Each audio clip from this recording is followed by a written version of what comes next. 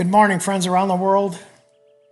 As we consider ways we can build healthier and happier relationships with those we're close to and those we love through this meditation series, let's consider goals and desires in our final category of freedom or control. In his book, Inside Out, psychologist Dr. Larry Crabb talks about a concept or a tool for relationships called goals and desires. He says that if we practice this simple tool in our relationships, we can avoid up to 70% of the conflict with one another. 70%? Yes, and it's really simple. It's just not easy. It has to do with engaging in our relationships where freedom is of the utmost importance. And when it does, it builds bridges and creates happier and healthier relationships. Here's the tool. First, let's use Dr. Crabb's definition of goals and desires. A goal is something you want that is within your own ability to directly achieve. A desire is something we want that includes us and or another person. Simple, right? Let me give you an example of a goal. Since the pandemic, I've gained 10 pounds.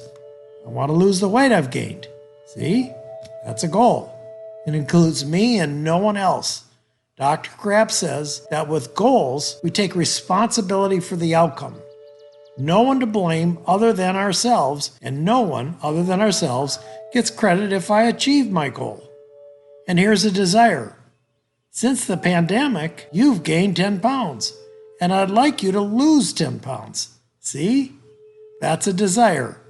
It includes someone else. A desire could also include both of us, like both of us, to lose 10 pounds. A goal can only include oneself. If any wish I have includes someone else, it's a desire. Okay. So what do we do with desires? We express them and then let it go. We can't have any attachment to the outcome of a desire. You see, conflict occurs and walls are built when we attempt to impose our wishes on others, and they're not ready, willing, or able to do so. Here's what classic wall building might look like in this situation. I got out of the shower.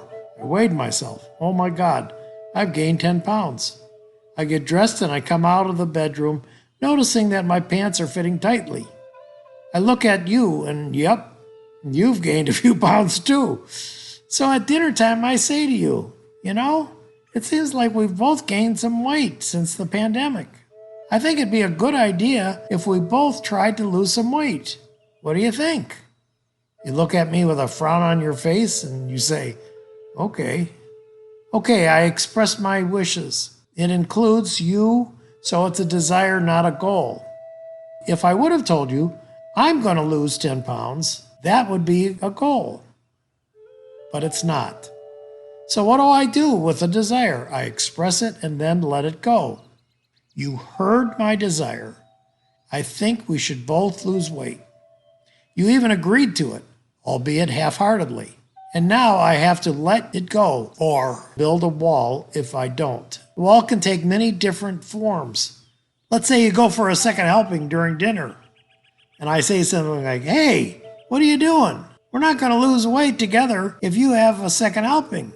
And if that doesn't work, maybe next time I'll wall off from you. I go to my silent mode with you. Or maybe I try to make you feel guilty or less than because I'm losing weight and you're not. When we take responsibility for the outcome of a desire, if we have an attachment to that outcome and don't get what we want, we become, hear me now, we become a manipulator, trying our best ways to manipulate the other person to give us what we want when they're not ready, willing, or able. Goals? We take responsibility for goals. We can neither blame someone else nor give them the credit when we succeed. Desires? We express them and let them go. We must detach from that desired outcome when we're not getting what we want, or we will build walls in our relationships. So, how do we build bridges with desires? That's a good question. You might want to think about past meditations where we talked about encouraging one another instead of criticizing. Regardless of the goals and desires tool to prevent us from building walls, it's not a fix-all. It has a place in our relationship with others. If we're in conflict, it may very well identify the cause. I'm taking responsibility for the outcome of a desire. There is another tool we'll be considering in our next meditation called Choices and Consequences. But until then, let's spend the rest of the time we have together this morning and consider these things. Am I experiencing any conflict in my relationships right now? Have I created any walls with my attachment to a desire? Am I willing to give my relationships freedom in order to have happier and healthier ones?